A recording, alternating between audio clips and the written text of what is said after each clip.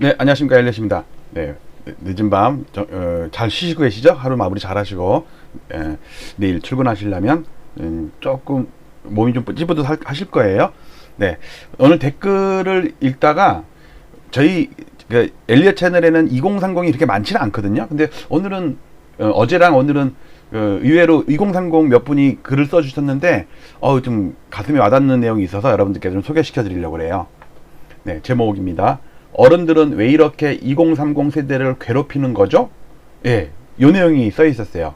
그리고 썸네일은 UCS 옛날 기사 사파였는데 돈의 노예가 되어 있는 2030 세대를 이제 묘사한 거예요. 돈에도 낚시 콧바늘이 껴 있고, 그다음에 젊은 청년의 등허리에도 낚시바늘이 껴 있고, 근데 그 낚시바늘이 저게 뭐라고 그랬죠? 미늘이라고 그랬나? 저기 거꾸로 돼 있어갖고 빠져나가지도 못하는, 물고기 잡을 때 하는 거잖아요. 딱 그런 상황인데 참 걱정이 많습니다. 근데 우리 엘리엇 TV 구독자분들에서는 정말 젊은 세대들을 걱정하는 분들이 글을 많이 써주세요. 근데 다른 나쁜 의도를 가진 어떤 투기 세력들이 2030한테 이게 뭐랄까 좀 무슨 먹잇감으로 생각을 하는 건지 참 걱정이 많습니다. 네, 댓글과 차트와 이렇게 섞어서 진행을 하도록 할게요. 네. 그리고 찌찌뽕님이라고 후원을 하셨는데, 찌찌뽕이 누구죠? 하도 많이 찌찌뽕이어갖고 어쨌든 감사합니다. 본인이 아시겠지만 하여튼 대다수 사람들은 누군지 모르지만 하여튼 감사합니다. 찌찌뽕입니다. 와이프가 감사하다고 전해달래요. 자, 댓글 먼저 읽겠습니다. 영수님이신데 2030 세대예요. 왜 이렇게 2030 세대를 괴롭히는 거죠? 왜 2030을 금융노예로 쓰려는 거죠? 2030이 결혼하고 애를 낳아야 경제가 돌아가죠. 옛날에는 열심히 저축만 해도 집 사고 그랬다면서요. 정부 차원에서 저축을 장려하고 그랬다면서요. 지금 2030은 그런 걸 경험해보지도 못했고 그냥 포기하고 현재를 즐기자 이러고 있는데, 도와주지 못할 망정 금융노예로 죽을 때까지 부려먹겠다는 심보가 20대로서 속상합니다. 아유, 진짜 우리 선배들로서 참 미안하네요. 저희도. 저는 나이는 31살이고 싶은데 마음은 5, 60, 70대 어르신들보다 훨씬 더 걱정하는 그런 입장입니다. 여름님, 예전에는 2030 저축한 돈을 기업에 빌려줬을 듯, 저축을 했으니까, 저금한 거 뜯기는 건 그때나 지금이나 다를 바 없을 듯한데, 다만 다른 점은 지금은 2030 세대보다 장년층 인구가 더 많고 학력도 지금 세대와 많이 차이가 나지 않죠. 지금 장년층은 노년층이랑 한 번도 경쟁할 필요도 없었어요. 더 우월했죠. 그렇죠. 노년층이 뭐랄까 좀 우리 아버님 세대들은 학교도 제대로 못 다녔고 전쟁 이후에 사회 복구하는데 그러니까 젊음을 다 쏟았고, 그러니까 요즘 장년층들은 그런 위험도 없었고 그 노인들이 이렇게 키워주시고 학교 보내주시고 막 이랬던 세대니까 좀 약간 데모 이렇게 시위 그런 건 조금 있었을 몰란전장 사회가 계속 커지고 볼륨이 커지고 그러면서 그 혜택을 좀 많이 누렸을 거예요. 교육 수준, 경제 수준, 희망찬 미래만 보고 살았으니 자신감 충만 가장 혜택받은 세대 같아요. 현실이 그렇죠. EDM님, 그건 거시적으로 보면 전 세계적으로 금리가 낮아졌기 때문이죠. 유럽은 심지어 마이너스 금리잖아요. 그냥 세상이 그래서 그래요. 시대를 잘못 태어났다고 생각할 수 있지만 그렇게 생각하면 끝이 없죠. 살기 편한 시대는 없다고 봅니다. 항상 그 시대 평균보다 앞서 나가야 남들보다 나은 삶을 살죠. 공부합시다. 20대면 아직 시간이 많잖아요. 네, 그래도 좋은 격려의 말씀이네요. 데이비드 리님, 2030 세대는 금융노예로 일만 부려먹으려는 기득권 세력의 음모와 작전이 있었겠지요. 재벌 경제의 가두리 양식장 금융망에서 사료만 먹으며 사육당하는 것이지요. 부족한 생산 인력이 여행, 레저, 안빈낙도로 여유를 부리지 못하게, 나머지 필요 생산 인력은 북한에서 충당하겠지요. 강제로라도 한국과 선진국들과 중국의 저가의 제조시설과 인력을 북한에서 확보할 겁니다. 좀 먼 미래의 얘기인데 조금 현실성은 좀 떨어진 것 같아요. 제가 볼 때는. 꼼냥꼼냥님, 데이비드님께 4차 산업 시대에는 노동인구 많이 필요하지 않습니다. 오히려 인구가 너무 많으면 실업자만 늘어나서 정부가 부양해야 할 사람이 늘어 오히려 부담이 됩니다. 그리고 한바탕 리셋이 있어야 후세에게 새로운 기회가 오는 겁니다. 물론 거기에 희생당하는 많은 사람들이 생기겠죠. 희생당하지 않게 대비해야 합니다. 조금 섬뜩한 댓글이었네요. 메스가이님, 버블에 올라타지 못한 게 다소 억울하시긴 할 겁니다. 그러나 어차피 앞으로는 수축 시대입니다. 뒤늦게 버블 탔다가 터져서 추락하지 마세요. 이거 진짜 좋은 덕담해 주셨네. 이제 몇 년 뒤면 지금 희희낙낙하는 연끌 투자족들은 은행 노예가 되고 그동안 빚 안 지고 아껴 쓰면서 본인의 실질적인 능력을 키워서 커리어로 승부하는 사람만이 살아남게 될 것입니다. 그런 시기를 위해 정진하시길 빕니다. 야, 진짜 이거 어른으로서 진짜 젊은이한테 아주 좋은 말씀 해주셨네요. 수부타이님, 가끔은 이런 생각을 해보게 되네요. 요즘 젊은 친구들 인력을 아주 쉽게 생각하는 걸 보면 게임 세대라서 그런가 합니다. 게임머니, 더군다나 게임머니를 사고 팔 수도 있다 보니 현실의 돈을 게임머니 수준으로 취급하는 건 아닌가 하는, 게임 많이 하다 보면 가상과 실제가 구분이 잘 안 되거든요.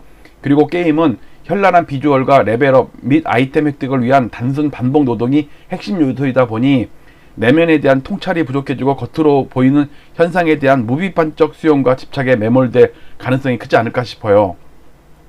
물론 빚 권하는 사회가 잘못된 거죠. 엉성한 정책과 이를 악용하는 토건 세력들이 훨씬 더 근본적인 문제인 것 맞는데요.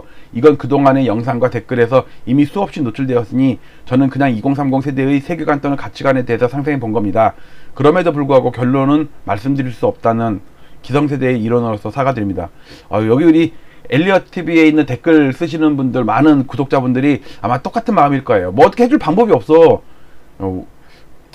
메스가이님, 영수님께, 네, 그리고 가급적이면 내수용 산업보다는 해외 수출이 주력이거나 해외 진출 가능성이 높은 산업 분야에 종사하시길 권합니다. 왜냐면 내수면은 우리가 인구가 엄청 줄고 있어. 지금 노인 부양에 대한 노인만 많아지고 태어나는 애는 없고. 그러니까 영수님께서 소부타이님께 감사합니다. 명심하겠습니다. 그래도 예의도 바르네요. 젊은 친구, 나랑 한 5살밖에 차이 안 날 것 같은데. 라이언 라이크님, 맞아요. 저 2016년에 2억 8천짜리 계약할 때 1억을 대출을 냈는데 그때도 엄청 고민했거든요. 근데 5년 사이에 집값이 오르니 다들 5억 6억 정도는 그냥 우습게 대출하더라고요. 야, 진짜 이 사람들이 이렇게 뭐랄까 좀 마취? 취한 거 있죠. 그냥. 사회가 다 그러니까 진짜 다 그렇게 돼버린 것 같아. 아이마르님, 인생사 세용지만 언젠가 좋은 날 올 겁니다. 좋은 덕담으로 마치셨네요. 지금 차트로 지금 2030의 현재 상황을 잠깐만 짚고 넘어갈게요. 이거는 2006년부터 법인과 개인의 아파트 매매 동향인데, 여기 막대기가 그러니까 하늘색은 법인이 개인한테 판 거, 노란색은 법인이 그러니까 법인은 매도예요. 거기서 매수와 매도를 차감한 순증을 보면 매도가 항상 많게 돼 있어요. 파란색, 진한 게 파란색이 월간 순매수거든요. 여기는 순매수, 여기는 순매도, 이거겠죠? 그거를 쭉 더해 나간 게 위에서 또 내려오는 빨간 선이에요. 강남 3구만 샘플 했습니다. 가장 투기성이 세기 때문에. 자, 그러다가 2016년부터 매수매도가 거의 똔똔이야. 그러다가 2019년부터 와장창 샀어요. 이거 빨간 거 보세요. 빨간 거. 순매수죠, 거의. 그러다가 2020년 7월달 이후로 파란색 순매도가 훨씬 많죠. 그러니까 누적 순매도가 계속 내려가죠. 이게 710 대책 여파예요. 법인이 더 이상 투자를 못하게 되는 환경이 되니까 이제 파는 거야. 그러면서 이 다주택자 법인 보통 누구예요? 보통 4050이에요. 4050대예요. 2030이 막 법인 사업자 내가지고 임대사업 등록하고 막 그런 사람은 몇 명 안 돼요. 주로 40, 50대야. 이 바닥에서 진짜 이골이 나가지고 10년, 20년 동안 선수들이란 말이에요. 근데 그 사람들이 대부분 파는 거는 보통 10년 안팎에 있는, 서울 아파트 평균으로는 7.8년이고 전국 주택 기준으로는 10점 몇 년이에요. 그러니까 보통 8년에서 10년 사이에 이렇게 보유했다가 팔게 되는 게 보통이에요. 그러면 지금 2021년에 파는 거는 언제 산 거냐면 2019년, 13년에 산 거, 이때 산 거, 이때. 지금 9년째 상승이잖아요. 그러니까 2012년, 13년, 14년, 이때 바닥에 샀던 거를 3배, 2배, 3배, 4배까지 오른 거를 지금 파는데 누가 사? 2030이 산다고 말해요. 2억짜리가 7억, 8억 됐는데 싸다고 산다니까? 그걸 어디서 볼 수가 있냐면, 여기 확대해 볼게요. 여기 보시면 LTI라고 론 투 인컴 소득 대비 그 부채 비율이에요. 그게 53%가 늘었어. 가장 많이 늘었어요. 30대가. 20대도 많이 늘었어. 그래서 어떤 상황이 됐냐면 여기서 보시면 보통 그 매수 비중을 보면 그 40, 50대가 50% 이상에서 항상. 그다음에 20, 30대는 뭐 보통 20, 30대 집 안 사잖아요. 결혼하고 나서 전세 살다가 나중에 애 낳고 이제 그다음에 그 아파트 사고 그러는데 2030이 막 30%가 안 됐는데 갑자기 40%가 넘었어. 40, 50대는 40%가 그러니까 50% 밑으로 내려왔는데 그래서 결국은 최근 한 2년 동안 1년 동안에 역전이 됐어. 44%고 40, 50대는 그 40% 밑으로 내려갔어. 그러니까 완전히 주포가 2030이 된 거야. 근데 그 돈이 어디서 나요? 그 돈이? 요거 대출 그러면서 선수들은 팔죠. 다주택자가 줄잖아. 그리고 법인도 줄어. 이걸 누가 소화해? 전부 요거 분홍색인 2030이 산단 말이에요. 근데 여기서 근데 이 판 거는 얼마에 샀던 걸 파는 거예요? 보통 2, 3억에 산 거를 7, 8억, 8, 9억에 판다니까. 2030이 살 때 이 집주인이 옛날에 언제 샀나, 얼마에 샀나 한번 알아보고 한번 사보세요. 그러면 살 마음이 뚝 떨어질걸? 2억, 3억에 산 거를 나한테 7, 8억에 팔어? 그러면 나는 저 사람처럼 수익이 되려면 이 7, 8억짜리 7, 8억에 산 게 한 25억이 돼야 되는데? 3, 7에 21. 21억이 돼야지 나는 저 사람이랑 똑같은 나한테 판 사람이랑 똑같은 수익률을 얻는데? 근데 우리나라에 9년, 10년, 20년, 15년 이렇게 오른 역사가 없다니까. 자, 차트 일단 간단히 보고 넘어갈게요. 또 다른 거. 이번에도 2030이에요. 2030이 그 엘리엇 TV의 구독자가 많이 느는 것 같아요, 요즘에. 어른들이 많이 좋은 말 해주니까. 자, 하이킹맨입니다. 이분도 2030이에요. 안녕하세요. 등산을 하면서 한국의 산의 아름다움을 전파하고 있는 민초입니다. 엘리엇님의 영상을 보면서 감동을 넘어 감격하고 있답니다. 감사합니다. 자, 포상휴가 일주일. IMF와 2008년 금융위기를 직접 이것도 겪어봤으면 그렇게 어린 나이에는 아닐 텐데. 작금이 한국이 매우 위험하다는 것을 압니다. 딱 그 터지기 일보 직전 조건입니다. 오히려 더 강한 느낌입니다. 살면서 2번 넉넉고 당했기에, 그러니까 IMF 때 당했고 금융위기 때 당했고, 3번째는 당하지 않으려고 나름 준비하고 대비하고 있습니다. 그러니까 나이가 아주 젊은 분은 아니야. 그러니까 왜냐면 IMF도 겪었다니까. IMF 때 겪었으면 아무리 한 20살은 됐을 거 아니야 그때. 형, 선배님, 저 31인데. 미안해요. 3번째는 당하지 않으려고 나름 준비하고 대비하고 있습니다. 마침 우연히 알게 된 엘리엇님의 영상들을 보면서 내가 틀리지 않았음을 더욱 확신하게 됩니다. 그래요. 지금 오래 사거나 지금 예를 들어 작년 말도 마찬가지고 지금도 마찬가지고 이거는 사이클을 놓친 거야. 운이 나쁜 거야. 근데 이 사이클을 놓쳤는데 그 끝물에 살려고 하는 건 정말 위험한 거예요. 3년 전 5년에 샀으면 아주 좋았지. 근데 그때 못했으면 이미 이번 사이클은 지나간 거야. 왜 위험한 고점에 살려고 하냐 이거죠. 다시 또 내리막이 있는데. 엘리엇님 방송 보면서 동감이 매우 크며 내 자신을 칭찬하고 있습니다. IQ가 매우 높으신 것 같아요. IQ가 높다는 얘기는 인간성은 안 좋다. 이거를 반증하는 건가? 정말 획기적인 역사적 엑셀 차트는 그 마법 그 이상입니다. 제가 엑셀런트 하잖아요. 엑셀. 이거는 학원 선생들도 오피스 학원 과정에서도 나한테 와서 물어본다니까 이거 어떻게 만든 거냐고. 이게 엑셀로 되냐. 그것도 저는 2003으로 해요. 2003이 2019도 쓰는데 훨씬 더 차트 만들기가 편하고 좋아요. 특히 나처럼 IMF와 금융위기를 직접 경험하지 못한 2030 잠깐만요.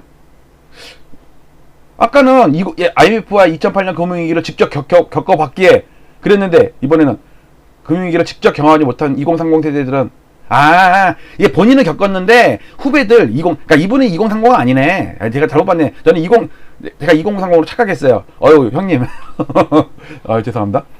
그러니까 또 후배들 얘기하는 거예요. 2030 세대들은 이러한 거시적 메커니즘이 와닿지 않을 겁니다. 아마도 2030 세대는 이거 지금 선배 입장에서 쓰는 거예요.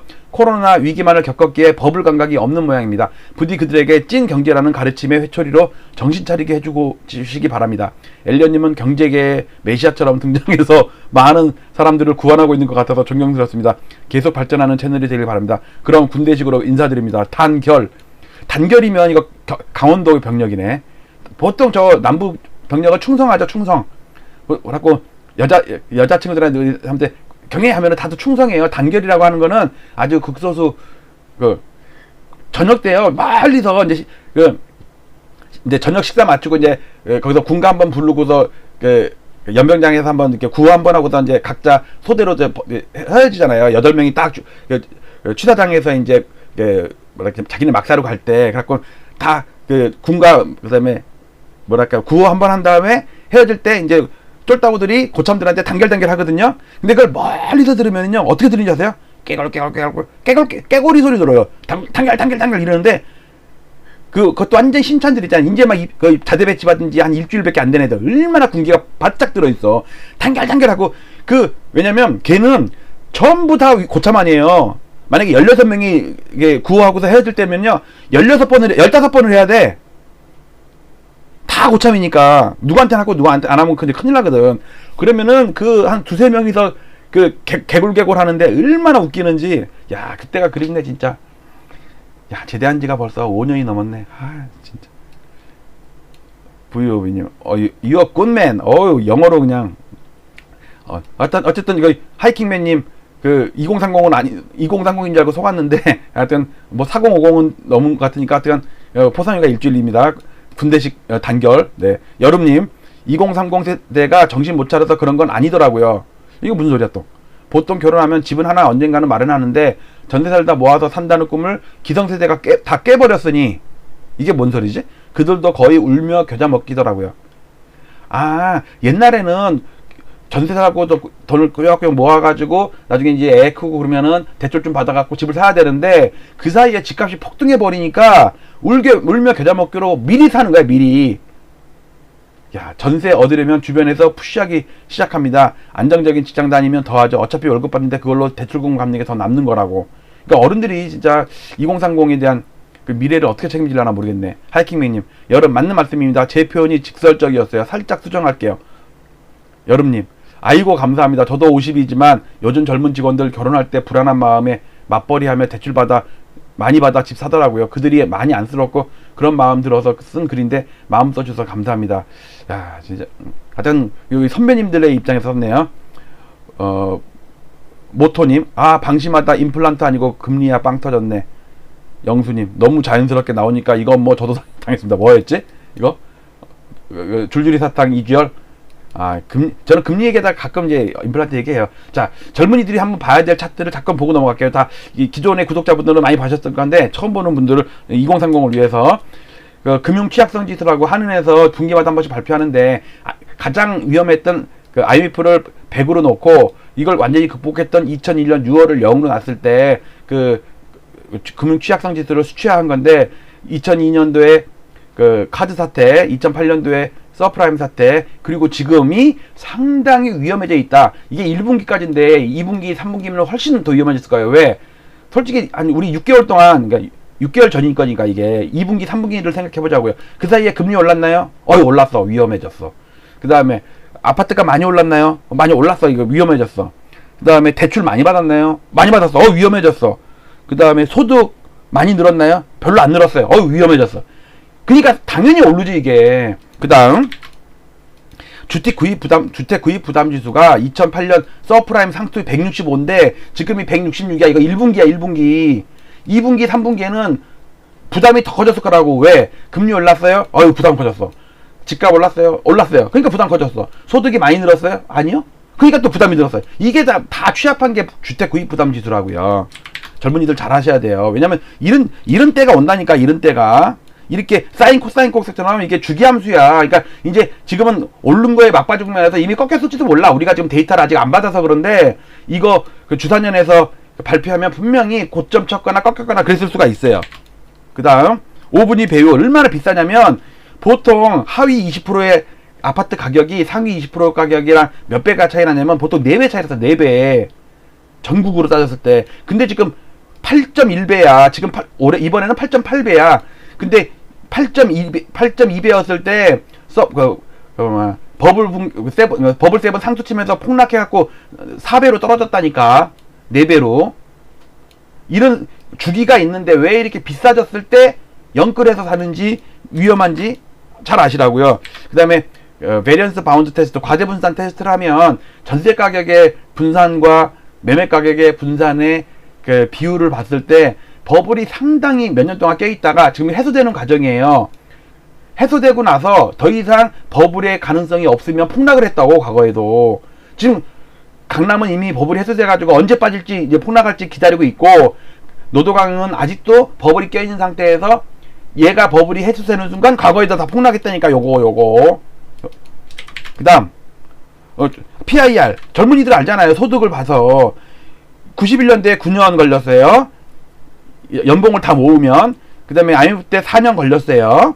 근데 버블세븐 때 13년 걸렸어요. 지금 고가 아파트는 16년 걸리지만 3분위 소득으로 3분위 아파트 살면 18년 걸린다고 그랬죠. 그 18년이 정확히 91년도 일본 버블 붕괴 상투였을 때 PIR이 18이었어요. 욕 나오네. 자, 요런 위험한 상황이라는 걸 현재를 잘 직시하시고요. 자, 이번에는 마지막 댓글인데, 야, 이분은 되게 나이도 많으시면서 학자, 논문 쓰다가 오신 것 같아. 자, 볼게요. 어떤 글에 쓰는 거냐면, 전세 문제에 대해서, 전세 대출 규제한다는 거에 대한 댓글 다셨는데, 아쿠아님이세요. 이분이, 아쿠아맨이야. 바다에서 이제, 해수욕장에서 이제 즐기시는 분인데, 은근 중독성 있고 재미있네요. 집값이 언제 떨어지는지는 큰 관심 없습니다. 영끌 다음은 항상 경매 대란이 있으니까요. 여러분들, 지금 제가 읽어드리는데 잘 들어보세요. 이분이 제가 한번 읽어보고 다시 읽는 거거든요. 야, 인생 경험이나 이 부동산 경험, 경매 경험, 이게 엄청난 내공 있는 분이에요. 자, 미리 제가 약을 친 다음에 읽어드리니까 여러분들 이렇게 감명 있게 들으셔야 돼요. 나라가 혹시 망하나? 이런 걱정도 정도. 어휴. 경매 물건들을 들여다보는데 2018년부터 매매가 한 건도 안 된 아파트가 있더군요.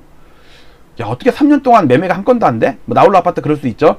나홀로 아파트도 나홀로 아파트도 아니래요. 송파임에도, 송파면 엄청 비싼데? 강남 3구인데? 3년 동안 동일평형은 경매만 4건 거래, 이 불장에 왜 못 팔고 경매로만 매매가 됐을까?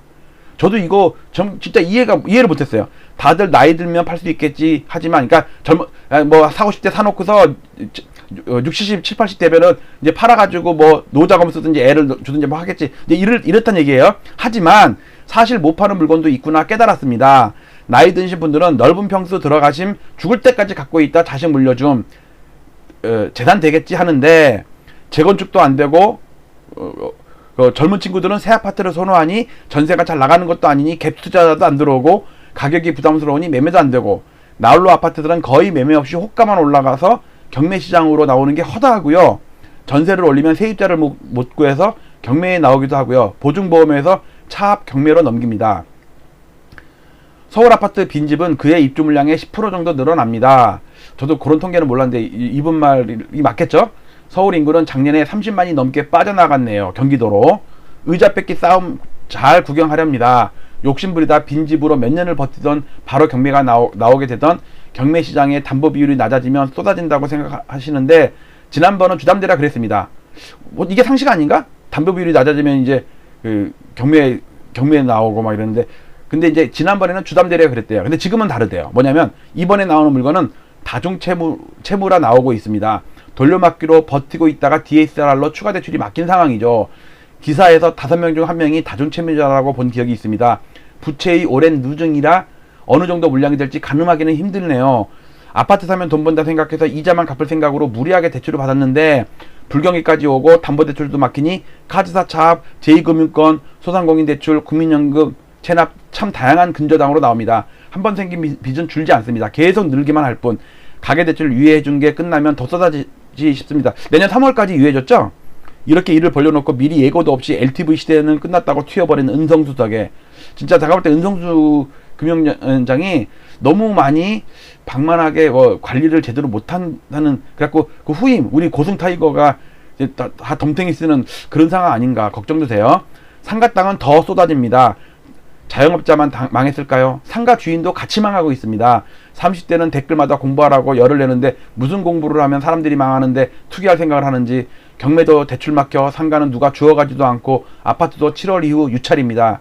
저 경매 쪽은 전혀 몰라요, 솔직히. 그래서 이분 말이 뭐 맞겠거니 하고 그냥 듣는 거예요. 자기들끼리 호가를 얼마 부르고 있는지 모르겠지만 한 번 유찰이면 20-30%, 두 번째부터는 보통 40% 이하로 시초가가 떨어집니다. 고가일수록 낙찰률 낮고 순식간에 반값이 됩니다. 채권 회수가 불가능해진 은행은 투매를 조건으로 경매를 유예시키기도 합니다. 집 없이 상가 땅만 갖고 있는 사람은 없습니다. 집도 당연히 대기 중이라 예상됩니다. 그쵸? 자기 집을 갖고 있는 사람이 상가도 갖고 있는데 상가도 위험하고 결국은 자기 집도 위험해지는 거네. 10억이 오르면 갭투자로 10억 버나요? 이번 바뀐 법은 아는 걸까요? 거주 안 하면 손에 떨어지는 거 취득세, 복비, 재산세, 이자 빼면 얼마 되지도 않는데 참 한심하네요. 이재명이 되면 어쩔 건지 6년 끌어안고 있을 능력들은 되나. 양도세 면제해줬다. 매물 쏟아지는 거 걱정돼서 기재부 사람들 못해줍니다. 지금 요즘에 양도세 인하라는 얘기가 각종 상승 폭등 유튜버들이 자꾸 조직적으로 자꾸 영상을 만들어서 막 하더라고. 뭐 아포이도 그렇고 뭐 박병찬 그다음에 부일라 뭐 하여튼 무슨 자기들끼리 무슨 짰나봐. 전부 양도세 면제하거나 뭐 완화해준다고 그거 먹튀하려고 그 뭐 판 깔아주라는 얘기잖아. 자, 가뜩이나 거래도 안 되는데 갑자기 매물이 2배 되면 고승범이 지금 하고 있는 일 DSR로 갈아태워서 자산이 하락하던 안 하던 은행은 안전하게 하고 있는 걸로 보입니다. 많이 다급해 보입니다. 어우 진짜 경륜이 참 있어 보이네요. 그대로 멈춰라님. 경험에 의한 댓글 잘 보았습니다. 감사합니다. 아쿠아님. 엘리언님 처음 기사 난 걸 보고 재밌는 분이시네 했는데 우리나라는 주식시장이나 주택시장이나 심리학 작전으로 움직여서 차트가 맞겠구나 생각이 들어서 재밌게 보고 있습니다. 저 차트스트인데 차트를 예술로 승화시킨 그 아티스트예요. 불안한 마음에 조금이라도 도움이 됐으면 합니다. 이거 젊은 사람들 들으란 얘기예요. 이거 경매시장도 최소 2-3년은 들어가시면 안 됩니다. 그러니까 이분이 경매 전문가였네. 아쿠아님. 그러니까 이분은 그 물속에 아쿠아니까 바닷속에 가서 용궁 있잖아요. 용궁도 경매로 낙찰받으신 분인 것 같아. 그리고 저도 엘리언님처럼 다음 사이클이 있을 수 있을까 하는 생각이 드네요. 그러면 이분은 다음 사이클도 없다니. 저는 8년 빠진 다음에 새로운 사이클이 시작된다고 저는 보는데, 그럼 이분은 아쿠아님은 박승종님처럼 30년 하락? 아니면 그 미래에셋처럼 20년 하락? 그럼 아쿠아 패 박승 현금화가 어렵고 매해 돈을 달라는 자산은 매력이 많이 떨어지거든요. 그쵸? 부동산을 보유하면 보유세 내야지, 뭐 각종 세금 내야지, 현금화도 어렵고. 어쨌든 댓글 너무 잘 봤습니다. 그래서 간단하게 차트 하나 보고, 지금 이거는 그냥 간단하게 넘어갈까. 이제 오늘 처음 보시는 분들을 위해서 잠깐 30년 전에 일본이 버블 붕괴될 때 생산하는 인구가 줄면서 가계부채는 그렇게 많지 않았는데 기업부채가 140% 넘어갔고 두 개 합치니까 210%였다. 그래서 박살이 났다. 그런데 15년 전에 미국과 스페인도 거의 비슷한 과정을 겪었는데 생산 가능 인구 상특기에, 그 다음에 미국은 기업부채는 별로 안 하는데 여기는 가계부채가 거의 100%야. 그리고 스페인은 가계부채가 별로 아니었는데 일본이 그랬던 것처럼 기업부채가 엄청 나가지고 두 개 합치니까 207%야. 나중에 220%까지 갔어. 그래갖고 서프라임 때 박살이 났어요. 그런데 지금 상황이 우리가 생산 가능 인구가 올해 상투예요. 그 다음에 가계부채 106%, 기업부채 113% 합치니까 219%야. 딱 꼬라박기 좋은 딱 그런 날씨네. 그쵸? 위험하죠? 여기서 하면 안 되겠죠? 젊은이들? 이거 당한다고 이거. 지금 전 세계가 인구 축소, 그러니까 생산 가능 인구 다 줄어. 근데 기축국이나 이런 데는 어떻게 뭐 할지 몰라도 우리는 부채가 워낙 많고 정부에서도 금융이나 이자로 어떻게 커버해 줄 수가 없어. 자, 박승총재의 지난번에 7월달에 방송했던 건 썸네일만 보고 넘어갈게요. 올해 금리 2번 인상한다는 거 맞췄죠? 벌써 8월달에 올렸고 빠르면 10월, 늦어도 11월에 올려. 2번 다 올릴 수도 있고. 그리고 3년에 3% 올린대요. 이거 어떻게 감당하려고 그래? 연끌해갖고. 연끌은 그만큼 대출 비율이 많다는 거 아니야, 자기 자본보다는. 그러면 그만큼 이자도 많이 내야 되는 거 아니야. 아파트는 30년 하락한대요. 그리고 미래에셋에서는 20년 동안 폭락한다는 피크아웃 3요인을 분석을 했는데 20년 동안 폭락한다는 거야. 미래에셋에서. 미래에서 하우스뷰는 아닐지 모르겠지만 센터장이 나와서 신문에다 기고했다니까. 그동안 20년 동안 올랐던 이거 잊어라. 그거랑 정반대 현상이 나타난다. 그 얘기였다고.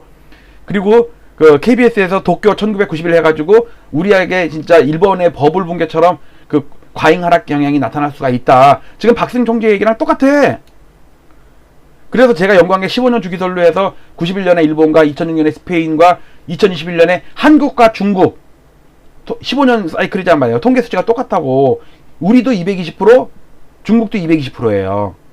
민간 부채, 그러니까 가계나 그 기업이 합친 민간 신용이 국제 결제은행 기준으로, 그 다음에 독일 경영방송 도이체 벨레에서 대대적인 그 방송도 했는데, 한국이 30년 전에 일본형 버블 붕괴를 따라가고 있다. 이 신문에 났던 거 아니에요. 이게 독일의 그 영자 신문이에요.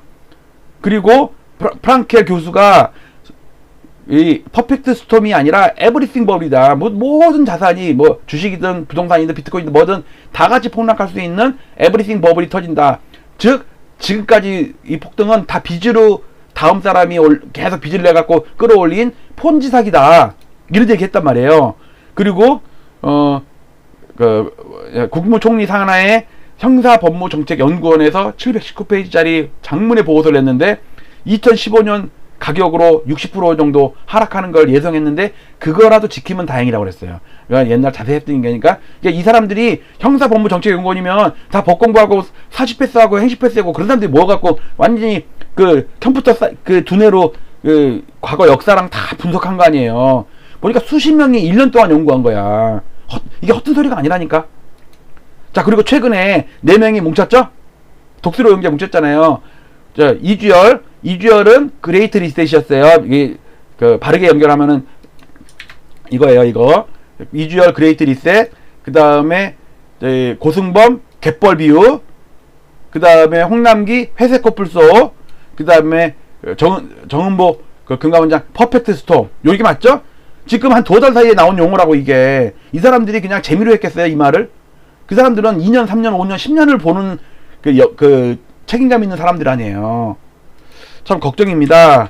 자, 그래서 제가 얘기하는 엘리어트 파동, 엘리어트 TV니까 87년부터 1파, 그러니까 보세요. 1파 노태우 1파에 대한 조정은 김영삼 2파였다. 그 다음에 노무현 3파에 대한 조정은 이명박 4파였다. 그 다음에 지금 5파는 문재인 5파인데 5파에 대한 조정은 없는 거예요. 없어요. 파동이 끝났으니까. 그럼 이번에 오는 파동은 뭐냐면 35년 동안 오른 거에 대한 파동이에요. 그러면 얘보다 훨씬 크다고. 그러니까 형사법무정책연구원에서 1915년이라도 지키면 다행이라고 한 거예요. 이거 결국 뭐냐면 이걸 못 지킨다는 얘기예요. 걱정하고 있는 게. 지금 이거는 시가총액 상위 100개니까 이렇게 여기 시가총액 상위 100개니까 그 IMF 때 요 정도 빠지고 튀었거든요. 근데 일반 아파트 서울 전체로 하면요, 이렇게 이 정도 올랐다가 이렇게 빠졌어요. 이렇게 됐어요. 여기를 깼다니까. 그래갖고 20년 전으로 들어갔어. 20년 전으로. 여러분들 지금으로부터 20년 전이면, 그러니까 예를 들어 제 예상대로 2027, 8년 정도, 7년 8년 정도 했다고 그래봐요. 그러면 2008년 7년으로 6년으로 가는 거라니까. 이게 헛된 소리가 아니에요. 네.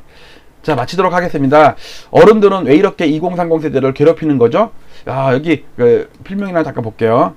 영수님, 후배님, 진짜 불만이 되게 많은데 진짜 정확한 시각을 써주셨네. 자, 기성세대로서 제가 대표로 사과드립니다. 제가 마음은 31인데 실제로 몸은 중년이에요. 애 얘기하면 나이가 짐작이 되니까 안 돼요. 애는 18살인데 저희는 31살이에요. 자, 영수님께 미안하고, 우리 이런 위험을 방지하고자 엘리어TV에서 자꾸 우리 고수들께서 댓글 써주시고 덕담해 주시고 하는 거니까 자주 들어와서 보시고 제 차트도 좀 보시고 많은 그 옛날의 경험에서 우러나오는 형님들, 선배님, 또 아버지 같은 분들의 얘기를 경청하시면서 이 위기를 잘 헤쳐나가시기 바랍니다. 마치도록 할게요. 그래도 경쾌한 음악으로 Beautiful Now, 지금은 아름답다, 재즈의 엔딩 뮤직으로 마치도록 하겠습니다. 감사합니다.